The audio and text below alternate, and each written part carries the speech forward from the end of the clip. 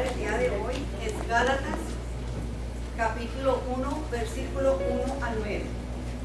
Pablo, apóstol, no de hombres ni por hombres, sino por Jesucristo y por Dios, el Padre que lo resucitó de los muertos. Y todos los hermanos que están conmigo a las iglesias de Galacia, gracia y paz sean a vosotros, de Dios el Padre y de nuestro Señor Jesucristo, el cual se dio a sí mismo por nuestros pecados para librarnos del presente siglo malo, conforme a la voluntad de nuestro Dios y Padre, a quien sea la gloria por los siglos de los siglos. Amén. Estoy maravillado de que tan pronto os hayáis alejado del que os llamó por la gracia de Cristo para seguir un evangelio diferente. No que haya otros, sino que hay algunos que os perturban y quieren pervertir el evangelio de Cristo. Mas si aún nosotros o un ángel del cielo os anunciare otro evangelio diferente del que os hemos anunciado, sea anatema. Como antes hemos dicho, también ahora lo repito. Si alguno os predica diferente evangelio del que habéis recibido, sea anatema. Esta es la palabra de Dios. Damos gracias. Lo que vamos a hacer es continuar hablando sobre la serie que el pastor George hubiese empezado la semana pasada, que tenía que ver con entender por la fe. Y quiero comenzar pues hablando acerca de peleas. Y no sé cuántos de ustedes les gusta pelear. ¿Cuántos son peleones? Hay gente que son peleones y pelean por todo. Sí, hay personas que son tranquilos, otros son de un carácter más fuerte y por cualquier cosa pelea. Por ejemplo, hay gente que pelea porque alguien le tomó el estacionamiento en el supermercado y forman una pelea grandísima. Yo de hecho tengo conocimiento de gente que ha perdido la vida en una pelea por un estacionamiento. Hay gente que pelea porque alguien se le pasó al frente a la hora de parar en la línea de la tienda. Hay gente que pelea porque alguien se le cruzó en el camino cuando quería ir caminando. Hay gente que pelea porque el chofer que está en el carro del frente tardó 2 segundos en salir después que la luz cambió a verde. Y le meten al clauso, a la bocina para sacarlos del camino. Y comienzan a pelear. Hay gente que pelea porque el arroz se quemó. Esposos que pelean con su esposa porque le quemó el arroz. O porque las habichuelas estuvieron saladas. Ustedes se están riendo, parece que algunos de ustedes aquí más o menos como que ha pasado por eso. Pero hay gente que contraria a esta otra gente, no son peleones. Esa gente que si le quitaron el estacionamiento en Sedanos, pues se van a Pulis. O se van a otro lugar. Sin problema ninguno. Si alguien se le coló en la fila del frente, pues ahí hicieron otra amiga o otro amigo. Si alguien se le cruzó en el camino, pues tranquilo, tenía prisa, deja que pase, que se vaya. Muy calmado. Si se quemó el arroz, pues se lo comen quemado. Le echan ketchup y lo arregla, como yo hago. No que mi esposa me lo queme, yo lo quemo. Valga la aclaración. O si las habichuelas están saladas, pues le echa agua para arreglarlas y se las come sin problema ninguno. Y hay gente que son así. De hecho, hay razones por las que hay gente que pelea. Ahora, la pregunta que yo quiero hacer en esta mañana a ustedes es, ¿qué tiene que pasar? ¿Qué tiene que suceder en su vida o en su medio ambiente para que le provoque a usted a pelear a toda cuesta? No importa lo que usted exponga su salud y aún su vida por aquello, lo cual lo motiva a pelear. Bueno, cuando yo estaba niño, habían 2 cosas que nos provocaban a pelear, particularmente en la escuela elemental. En mi escuela elemental habían peleas todos los días, 3, 4, 5, 6 peleas al día. Era buenísimo aquello. Porque siempre había que correr para aquí, correr para allá, porque habían peleas y nos pasábamos así. Y yo estuve envuelto en un par de ellas. Aunque yo no era muy peleón, ni soy muy peleón. Pero el asunto es que la razón para pelear eran 2. La primera era que te hieran el ego, que te hagan sentir mal, que te digan que el otro dice que no te tiene miedo. Y cuando aquel dice que no te tiene miedo, tú le tienes miedo. Y por esa tontería, yo no le tengo miedo a nadie, iban a pelear, porque no le tenían miedo. Ahora, también está una situación un poco más pesada, de más valor. Y no sé si ustedes tienen esta frase en sus países, pero es la frase que usamos en Puerto Rico para decir cuando ustedes le mientan la madre. Y cuando ustedes le mentaban la madre, había que pelear. Yo no sé, pero esa es una razón válida para pelear, para fajarse con quien sea, para irse a los puños y destruir a quien sea. Es más, aun cuando venían los principales y los líderes de escuela a averiguar qué pasó con la pelea y te preguntaban, ¿por qué peleaste? Dice, porque me mentó la madre. Ah, bueno, está bien entonces. Porque es que a nadie se le mienta la madre. A la gente se respeta, especialmente su madre. Ahora bien, ya nosotros no somos niños en la escuela elemental, ya somos hombres y mujeres, y de hecho somos cristianos. Estamos reunidos en este lugar, en esta hora. Y la pregunta mía para usted es, desde este punto de vista cristiano, ¿qué le motivaría a usted a pelear a toda costa? ¿Por qué usted lucharía? No importa si tiene que morir, si fuese necesario. Es la pregunta que tengo para ustedes en el día de hoy. La semana pasada el pastor George estuvo hablando acerca del contender por la fe que fue una vez dada a los santos. Y él hablaba acerca de cómo Judas en su carta le escribía a la iglesia diciendo esta palabra. Decía, amados, por la gran solicitud que tenía de escribiros acerca de nuestra común salvación, me ha sido necesario escribiros exhortándoos que contendáis ardientemente por la fe que ha sido una vez dada a los santos. La palabra que contendáis ardientemente es una sola, es epagonizomai. Epa significa que viene de la raíz epi, que significa sobre, agonizomai viene de la raíz agonía, es sobre agonizar. Y cuando nosotros oímos la palabra agonizar, pensamos que aquí alguien se está muriendo.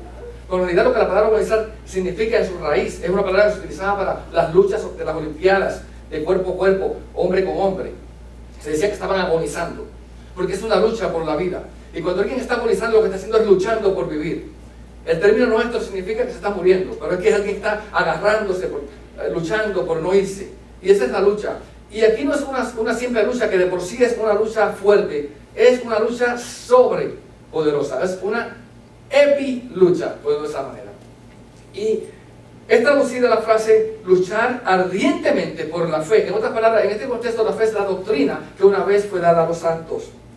Y usted me preguntará, pero hermano Jorge, la Biblia no nos llama a los cristianos a gente pacífica, gente tranquila, gente amorosa, gente que abraza a todo el mundo, a todos le da un beso. Y claro que sí, todo tiene su contexto. Estamos llamados a ser gente pacífica. Pero cuando se trata de asuntos doctrinales y de la verdad del Evangelio, nosotros no podemos estar tranquilos. No podemos pasarle la mano al error doctrinal. Y es lo que está diciendo Judas. No podemos quedarnos tranquilos cuando las cosas están mal, cuando hay una enseñanza equivocada, cuando no se está enseñando como las cosas deben ser. No puede haber armonía en la iglesia, no puede haber unidad cuando no hay una verdadera sana doctrina, cuando la enseñanza no es la correcta. Y en el día de hoy estamos celebrando, como usted sabrá, 499 años, se celebra mañana en la noche, de que un hombre llamado Martín Lutero se levantó en medio del tiempo donde él vivía para exponer los errores de la iglesia católica de su tiempo, y por 95 razones que clavó en la iglesia en Alemania diciendo esto es lo que está mal con la iglesia, estas son las doctrinas equivocadas y tenemos que discutir estos asuntos porque las cosas tienen que mejorar. Él se levantó a contender por esa fe que fue dada una vez a los santos por medio de su palabra. Nosotros en el Evangelio entendemos que hay cosas importantes, más importantes que otras. Hay cosas por las cuales nosotros podemos decir, bueno, tú crees esto y yo creo aquello, y las podemos entender. Pero hay cosas por las cuales nosotros no podemos comprometernos. Hay cosas por las cuales tenemos que pelear. Por ejemplo, cosas como que tienen que ver con el corazón del Evangelio. Con el corazón del Evangelio, con el mensaje central de lo que Dios dice en su palabra, que es el mensaje del Evangelio. Cosas como la naturaleza de Dios. No puede haber una confusión en cuanto a quién es el Dios que Él ha revelado en la Escritura. Tampoco las cosas que tienen que ver con la obra del Espíritu Santo. No podemos comprometernos con eso. No podemos comprometernos con la naturaleza de Dios mismo y tampoco con la obra de Jesucristo. Todas esas cosas son cosas que meritan que nosotros peleemos. Y es esto lo mismo que dice Judas. Había un grupo de personas que se había metido entre los cristianos en el tiempo que Judas escribió su carta. Y dice que ellos estaban enseñando cosas que no eran verdaderas. Estaban enseñando que la gracia era un libertinaje. que podía vivir como quiera porque el amor de Dios y la gracia de Dios todo lo cubría, que no importaba. Era gente que vivía vidas sexualmente inmorales y querían expandir todo esto bajo el pretexto de que todo era la gracia de Dios que estaba cubriendo todo esto. Gentes que comenzaban a negar a Dios, el único y soberano juez y Señor Jesucristo, dice Judas. Que blasfemaban contra las autoridades, eran burladores, no se sometían a lo que Dios había establecido. Y dice que no tenían el Espíritu y promovían sus propias visiones. Dios me dijo, y Dios me reveló, y Dios me enseñó. Ahora bien, Judas dice que el fin de ellos será en tinieblas reservadas de oscuridad eternas. Esta gente que se meten encubiertamente dentro de la iglesia, que dice él que no son verdaderos cristianos, que vienen a manchar nuestros ágapes o comidas o reuniones de amor. Gente que son nubes sin aguas llevados de aquí para allá. Árboles de otoño, dice la palabra, sin hojas, 2 veces muertos y sin raíces.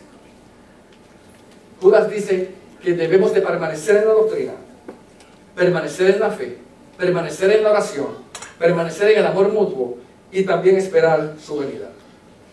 Hoy tenemos ante nosotros la carta a los Gálatas. Y esta carta fue escrita por el apóstol Pablo, quien fundó estas iglesias en Gálatas. Gálatas, usted en su boletín tiene un mapita que le puse para que vea dónde se encuentra el área de Galacia. Es lo que se conoce hoy como Turquía. Se encuentra, en aquel tiempo se llamaba el Asia Menor. Y en la región de Turquía Pablo salió a predicar, salió desde la iglesia donde él estaba en Siria, al norte de Israel, una iglesia en Antioquía. La iglesia, de hecho, que mandaba misioneros a predicar, como la visión que leímos aquí al comienzo. Esa es la visión de esta iglesia, mandar gente a predicar el evangelio, que se difunda la voz del pastor, de la voz de Dios. Y ellos enviaron, por medio del Espíritu Santo, a Pablo y a Bernabé a predicar. Ellos salieron, bajaron a Chipre, subieron por barco hacia Turquía, por la región de Galacia, y comenzaron a predicar. Y allí Pablo comienza predicando el mensaje. Pero esto no fue una predicación fácil, fue algo difícil, fue algo doloroso. Pablo sufrió mucho en Galacia. Pablo predicaba que la salvación era por medio de Cristo solamente, que él era el Mesías prometido, que por medio de la gracia de Dios y por la fe teníamos acceso pleno a la presencia de Dios y justificados nuestros pecados, que todo esto era para la gloria de Dios y todo esto era conforme a las Escrituras. Y Pablo iba por las sinagogas de los judíos en aquellas regiones y predicaba a ellos, y también le predicaba a los gentiles que estaban reunidos juntamente con los judíos y los que se acercaban a escuchar. Pero a los líderes no les gustó lo que Pablo estaba predicando, particularmente a los líderes judíos de la región. Y dice que cuando llegó a Antioquía de Pisidio, otra Antioquía, no la misma Antioquía de donde él salió, o Antioquía de Pisidia, allá en el área de Turquía, dice que viendo los judíos la muchedumbre que seguía a Pablo se llenaron de celos, estaban celosos por Pablo. Y se pasaban contradiciendo y blasfemando lo que él decía. Pero la palabra del Señor se difundía por toda aquella provincia. Los judíos entonces instigaron a mujeres piadosas y distinguidas y a los principales de la ciudad, y levantaron persecución contra Pablo y contra Bernabé y los expulsaron de sus límites. Y tuvieron que irse. Y llegaron a Iconio. Y en Iconio comenzaron a predicar la palabra de Dios. Y hablaron, y dice que creyó una gran multitud de judíos y también de griegos en aquel lugar. Pero en el capítulo 14 de Hechos, dice el verso 2 más, los judíos que no creían, excitaron y corrompieron a los ánimos de los gentiles contra los hermanos. Comenzaron a sembrar cizañas en contra de Pablo, en contra de Bernabé. Y dice que cuando los judíos y los gentiles se juntaron con los gobernantes y se lanzaron afuera para apedrearlos, habiendo sabido esto, huyeron a Listra y a Derbe, otras 2 ciudades más. Ellos iban saliendo, corriendo, huyendo y predicando. Corriendo por sus vidas, predicando el evangelio. Pero dice que, llegando a este lugar, dice que persuadieron en Listra a la gran multitud, y habiendo apedreado a Pablo, lo arrestaron y lo sacaron, lo arrastraron y lo llevaron fuera de la ciudad y lo dejaron por muerto. Es decir, no fue fácil para Pablo establecer estas congregaciones. Le costó sangre y por poco la vida misma. Ahora bien, después que él terminó su recorrido,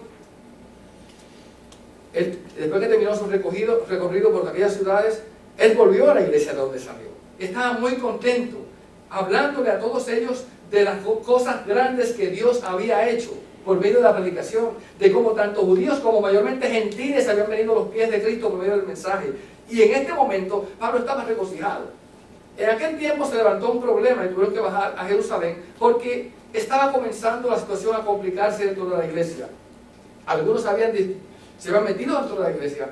Y yo pienso, mientras leo y escudriño la palabra, que seguramente eran algunos de los judíos líderes que no creían, se metieron a las congregaciones y comenzaron a enseñarle a los conversos cristianos, a los nuevos cristianos, a los nuevos gentiles, no judíos, que tenían que circuncidarse, que tenían que guardar la ley, que tenían que guardar los sábados, que tenían que hacer todo aquello como si fuesen judíos, porque si no lo hacían, no podían ser salvos.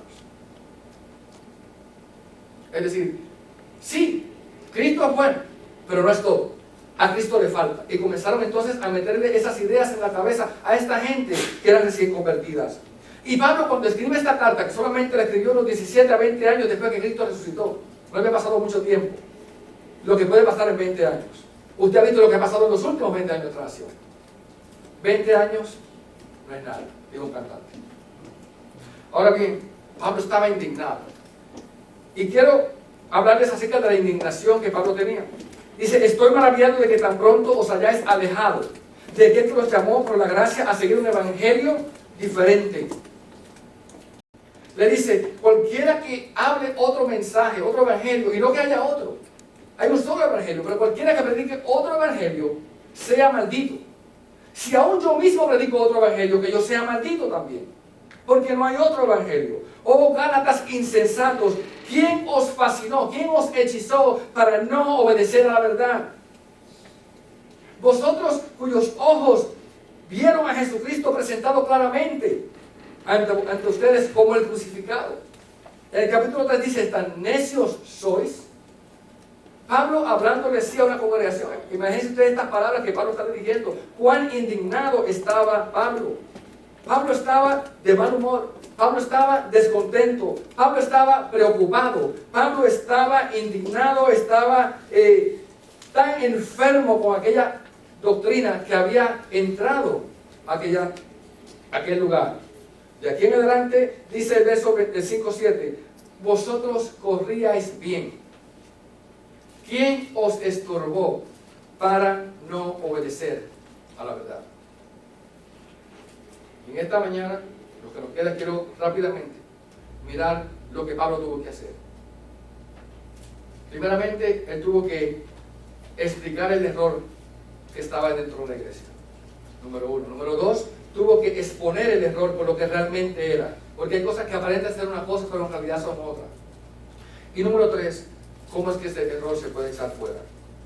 Pablo simplemente, como un experto cirujano, se propuso abrir ante los ojos de aquella congregación lo que en realidad era aquel error. Vamos a explicarlo. Simplemente ellos querían que los cristianos conversos volvieran a la ley. Que ellos se circuncidaran, que viviesen como Moisés y como la ley de Moisés, haciendo todo lo que la ley decía y olvidándose de Jesucristo. Le decían, sí, es bueno que creas en Cristo, pero tienes que añadir un poco más. Sí, tienes que creer, pero tienes que hacer. Se inventaron una combinación de obras y fe. Cree y haz. Y la salvación nunca fue así, ni ha sido así. Y a nosotros nos llama la atención este tipo de salvación. Yo he conocido gente que me han dicho, pero Jorito, ¿cómo es posible que yo solamente tenga que creer? Es algo que yo tengo que hacer algo. Algo me tengo que ganar. Porque a nosotros nos gustan los premios, nos gustan los aplausos, nos gusta que nos gloríen, que nos celebren. Pero esto es por gracia. Es por lo que Dios ha hecho, por medio de Cristo Jesús, y no por lo que nosotros hacemos. Entonces, la idea era no solamente un error común, sino que era atractivo en aquel tiempo. Atraía a las personas que buscaban esa gloria. Y este error tiene nombre, y el nombre es legalismo. Es simplemente querer alcanzar a Dios por mis obras, por la ley, por lo que yo hago, por mis esfuerzos. Ahora, entonces, Pablo dice, este es el problema. Vamos a exponerlo. Y él va punto por punto explicándole a la iglesia de los Gálatas lo que significa aquel problema. Trataré de ser rápido. Si quiere después el sermón, el manuscrito me lo pide y lo lee con calma. Son bastantes puntos. Pero él dice, esto es otro evangelio. Y no que haya otro evangelio. Es que no hay otro. es que algunos quieren pervertir el evangelio verdadero. Número 2, proviene de falsos hermanos. Los que están enseñando estas cosas no son ni siquiera cristianos. Son algunos que, dice él, se metieron encubiertamente entre nosotros para espiar la libertad que tenemos en Cristo, para hacer daño. Número 3, este tipo de evangelio promueve la hipocresía. Una enseñanza que promueve la hipocresía porque te portas de una manera aquí y de otra manera allá. Te portas de acuerdo a como te vean. Es la manera de vivir la cristiandad, podemos decirlo, de acuerdo a lo que la gente dice. Y aquí soy una cosa y allá soy otra. Lo triste de este asunto es que en esta hipocresía, dice él, en el capítulo 2, verso 11, se envolvió el apóstol Pedro. Uno de los principales, las columnas de la iglesia, se envolvió en la hipocresía. Y dice él, y Bernabé, mi compañero de misiones, también fue arrastrado en cuanto a la misma hipocresía, de querer aparentar una cosa frente a una gente y hacer otra cosa con otros. Y dice, tuve que llamarlos y reprenderlos cara a cara. Esta idea de que podemos hacer las cosas por ganarlas, divide el cuerpo de Cristo, causa división.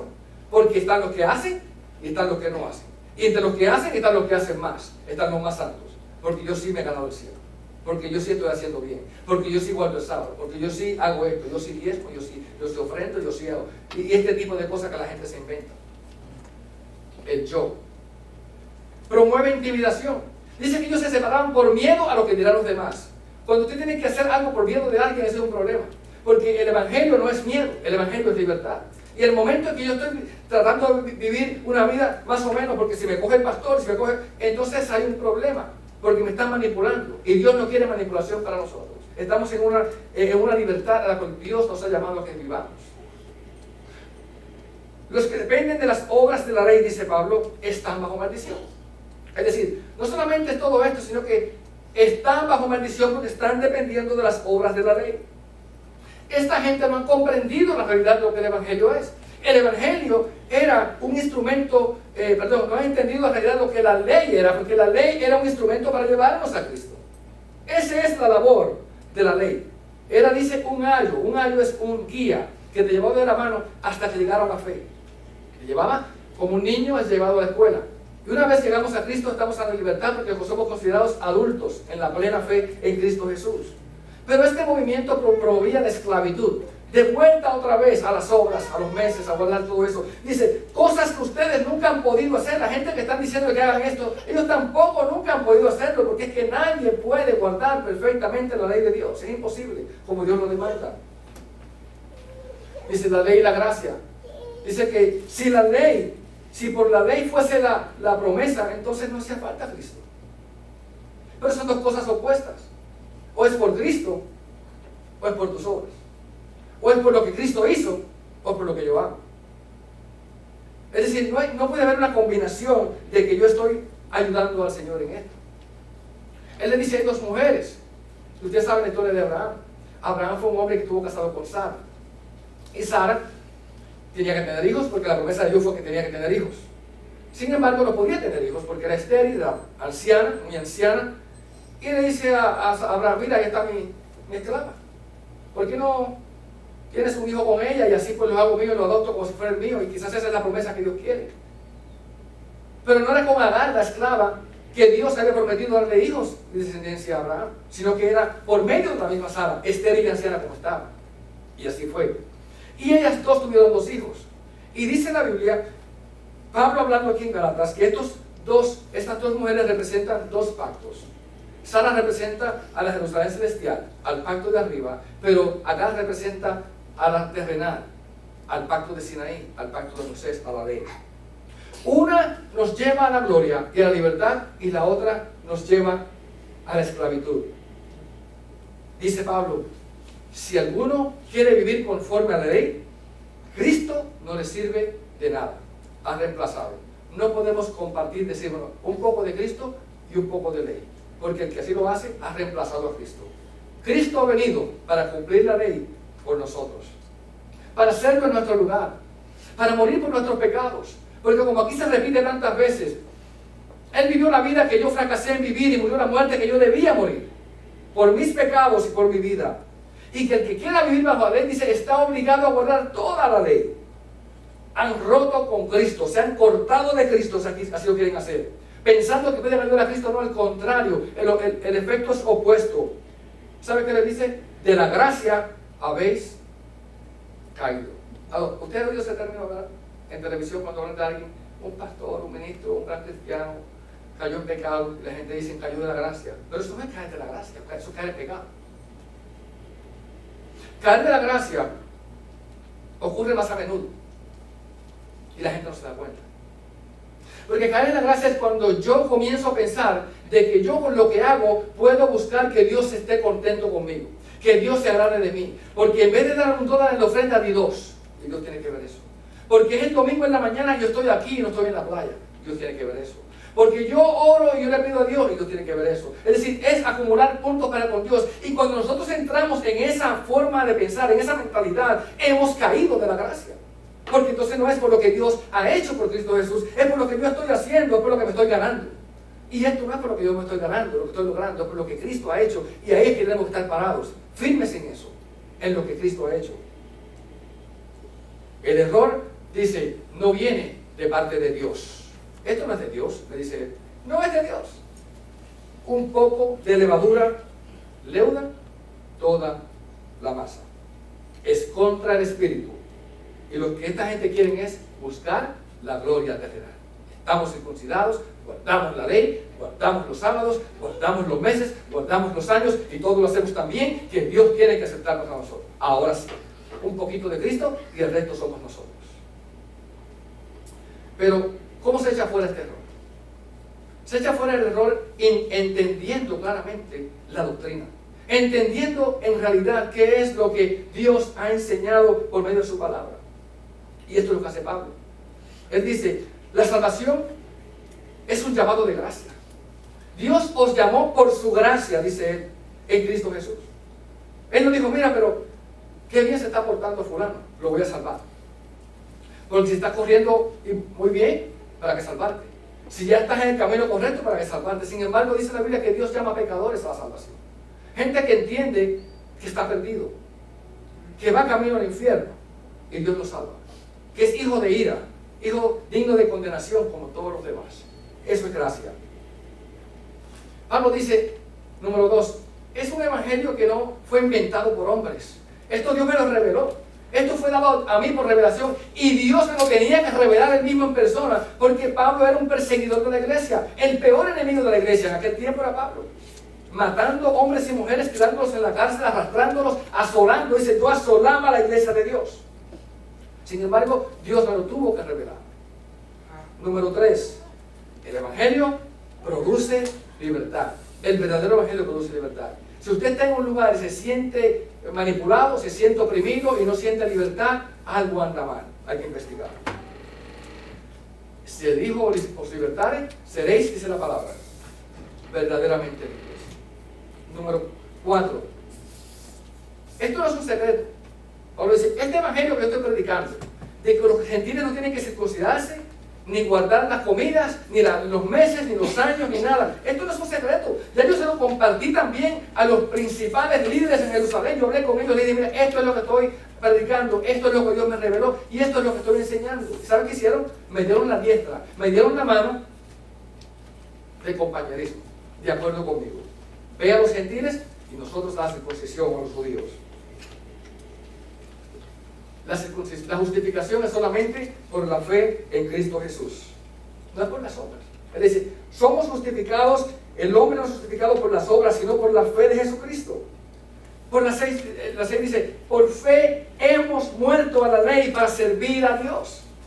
Ya nosotros, una vez que leemos, una vez que estamos en el sistema de la fe, hemos muerto a la ley por medio de Cristo y ahora servimos a Dios, porque yo por la ley soy muerto a la ley a fin de servir a Dios. Este me gusta mucho. Él dice, por la fe Cristo vive en mí. Por la fe Cristo vive en mí. En capítulo 2 de Gálatas, verso 20 dice, con Cristo estoy juntamente crucificado. Imagínense ese cuadro. Con Cristo estoy juntamente crucificado y ya no vivo yo, mas vive Cristo en mí. Y lo que ahora vivo en la carne, lo vivo en la fe del Hijo de Dios, el cual me amó y se entregó a sí mismo por mí. El Espíritu se recibe por la fe en Cristo Jesús. ¿Cómo recibiste el Espíritu? ¿Fue por las obras de la ley? Pregunta Pablo. ¿O fue por creer en fe? Por creer. Por la fe. El padre Abraham. Oh, somos hijos de Abraham y tenemos que volver. No, si es que Abraham fue justificado por la fe, dice él. Y los que son de fe, estos son los verdaderos hijos de Abraham. Es más, por la fe el justo vivirá. Dice citando la palabra del Señor en el Antiguo Testamento, Habacuc 4, dice, por la fe vivirá el justo. No es por obras, esto es algo desde antes. El que se gloría con lo que logra, con lo que hace, con lo que puede alcanzar. Pero el justo vivirá por fe. Por la fe Cristo nos redimió de la maldición de la ley, haciéndose él mismo maldición, porque escrito está, maldito todo aquel que es colgado de un madero. Y Cristo fue maldito para que nosotros fuésemos benditos. Él recibió la maldición para que nosotros recibiésemos bendición. Por la fe somos justificados en Cristo Jesús. Todos los hombres, por la fe en Cristo Jesús, Él ha sido nuestro algo al llevarnos a Cristo. Somos ciertamente el linaje de Abraham y por la fe todos podemos clamar Abba, Padre. Es decir, por la fe recibimos el espíritu de adopción. Ese espíritu que nos dice, tú eres, yo soy hijo o hija de Dios. Somos hijos de Dios. Por la fe somos hijos de Sara. ¿Seguro quiere ser hijo de la libre? Es por fe, es por la promesa.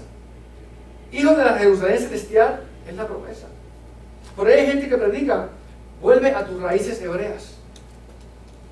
Vuelve acá y circuncídate, igual del sábado. Pero no es eso lo que la Biblia nos está diciendo. De manera, hermanos, que no somos hijos de la esclava, sino de la libre. Por la fe esperamos la esperanza de la justicia. Es la fe que obra por el amor. Porque en Cristo Jesús ni la circuncisión vale nada, ni la circuncisión vale nada, sino la fe que obra por el amor. Ese es un texto que a ti ya le gusta mucho. Y es cierto. Porque es esa manera en que nosotros nos movemos, es por la fe. El amor que se expresa por esa fe. Por la fe en Cristo se vence la carne. Es la fe la que nos da fortaleza para vencer. Porque los que son de Cristo han crucificado la carne con sus pasiones y sus deseos. No es legalismo. En un extremo teníamos el libertinaje que hablaba Judas. En este extremo tenemos el legalismo que se metió en las iglesias de Galacia. Y usted dirá, bueno, el legalismo es mejor para combatir el libertinaje, o el libertinaje es mejor para combatir el legalismo. Y ninguno de los dos es la solución. Son dos caras de la misma moneda. Son cosas que nos alejan de Dios, que le quitan la gloria a Cristo y que no son el Evangelio. Lo que importa aquí es la gracia de Dios, que estemos centrados en lo que Dios dice. Solamente por medio de la fe podemos gloriarnos. Cuando yo me circuncido digo, hey, yo soy circuncidado. Yo guardé el sábado. ¿Guardaste el sábado esta semana? Sí. ¿Ayunaste esta semana? Sí. ¿Cuántas horas oraste? Sí. Entonces Dios tiene que estar contento contigo. Pero aquí Pablo dice, lejos de mí, gloriarme. Capítulo 6, verso 14. Sino en la cruz de nuestro Señor Jesucristo, por quien el mundo me es crucificado a mí y yo al mundo. Porque en Cristo Jesús la circuncisión no vale nada, ni la circuncisión tampoco, sino una nueva creación. Y a todos los que andan conforme a esta regla, misericordia y paz sea a ellos. El llamado nuestro en esta mañana es a contender por la fe, a ser luchadores. Luchadores como lo fue Atanasio. En la reflexión que usted tiene en su hoja en el día de hoy, en la primera página, hay una reflexión acerca de Atanasio. Atanasio se opuso al error del arrianismo, un error que negaba la divinidad total y eterna de Jesucristo. Él decía, no, Jesucristo fue un ser creado, después tardíamente Dios estaba solo y creó a Cristo para que hiciese todo lo demás. Y parado en la escritura, Atanasio estuvo luchando desde su juventud solo, hasta que un día fue llamado a comparecer ante un emperador llamado Teodosio. Y Teodosio le dijo, Atanasio, el mundo está contra ti, desiste porque has perdido. Atanasio le contestó, si el mundo está contra mí, yo estoy contra él. Y tenemos que ser así. Martín Lutero, cuando fue llamado después que una y otra vez era cuestionado, llegó a un lugar que se llama la dieta de Worms y allí fue investigado acerca de sus creencias. Se le dijo, mira, aquí están tus libros. Aquí están tus creencias, aquí está todo lo que tú crees. Te vamos a juzgar. ¿Por qué no rechazas todo aquello lo cual tú has dicho y salvas tu vida? ¿Por qué no te retractas de enseñar que la salvación es solo por la fe en Cristo Jesús? ¿Por qué no te retractas de todo lo que tú has escrito? Mire, cuando Martín Lutero leyó Romanos 1:17, allí dice, porque el Evangelio es la justicia de Dios revelada por fe y para fe, como está escrito, el justo por la fe vivirá. Y eso era lo que motivaba a Martín Lutero a continuar adelante en su lucha por reformar la iglesia, una iglesia que a su tiempo enseñaba, tan pronto tú pongas la moneda en el plato, el alma de tu ser querido saldrá del purgatorio y llegará al cielo. Si quieres ser salvo, pon dinero, y mientras más dinero tú pongas, más rápida será la salvación. Y a la gente se le daban escrituras y títulos de salvación, garantizando que mientras más pagabas, más podías ser salvo. Esa fue la iglesia a la cual se opuso Lutero. Y tuvo que enfrentarse en cuanto a ellos. Y él dijo, no, es que esto no es esto no es por obras, esto no es por ganármelo, esto no es por dinero, esto es por la gracia de Dios. Esto es por lo que Dios está haciendo en cada uno de nosotros. Y es por medio de la fe. Y Martín Lutero, después que pensó aquello, porque tuvo que tomar un tiempo para pensar, volvió y se paró frente a aquella gente y le dijo, mi conciencia es prisionera a la palabra de Dios. Y no puedo ni quiero revocar nada, reconociendo que no es seguro o correcto actuar contra conciencia. Aquí estoy parado. Que Dios me ayude. En esta mañana quiero cerrar con unas cuantas preguntas para que usted me diga sobre ellas. La semana pasada, como dije, hablamos de libertinaje. Hoy hablamos de legalismo. Quizás usted está corriendo de un lado a otro, pensando que no importa lo que usted haga y cómo viva, la gracia de Dios y el amor le permite hacer todo. O quizás está al otro lado, pensando que en verdad yo tengo que hacer algo para ayudar a Dios, tengo que pagar, tengo que hacer algunas obras para que Dios me pueda aceptar. Le invito para que usted reconsidere estos dos errores y se convierta en un reformador de su vida, un reformador de su iglesia, en su casa, en su ciudad. Que comencemos a enseñar lo que Dios enseña en su palabra y a repetir lo que Dios ha dicho en su palabra, que el justo por la fe vivirá. Quizás usted diga, pero hermano Jorge, es que yo no le hago mal a nadie, yo ayudo al prójimo, hermano Jorge, yo no robo, yo no miento, yo no tiro piedras, yo soy pacífico, yo no soy ese que estaba allá, que peleaba por el estacionamiento en el supermercado, no soy el que se queja del arroz ni tampoco de las habichuelas. Es más, hermano Jorge, yo no peleo a que me mienten la madre. No. Y Dios tiene que ver eso como algo bueno. Sin embargo, nada de eso, dice la palabra, nos puede salvar. No por obras, para que nadie se gloríe. Si la respuesta es sí a cualquiera de esas preguntas, entonces estamos dependiendo de nosotros y no de Cristo. ¿Es Cristo suficiente para ti esta mañana? Le pregunto otra vez, ¿es Cristo suficiente para ti? ¿Es Cristo suficiente para mí? La palabra de Dios es esta y sigue firme. El justo por la fe vivirá. Oremos. Amado Dios de gracia, Dios de bondad y misericordia, damos las gracias por tu palabra, Señor, por este mensaje de claridad que has traído a nuestras vidas, porque podemos entender que la salvación no depende de mis fuerzas, sino que Cristo lo ha hecho todo. Solamente tengo que confiar en Él, con todo mi corazón, con toda mi alma y con toda mi fuerza, de que Jesucristo murió en mi lugar la muerte que yo merecía morir, y vivió la vida que yo fracasé en vivir. Y si yo creo en Él, voy a ser salvo. Toca los corazones en esta mañana y ayúdanos a hacer cada día más y más lo que deseamos. En el nombre de Jesús.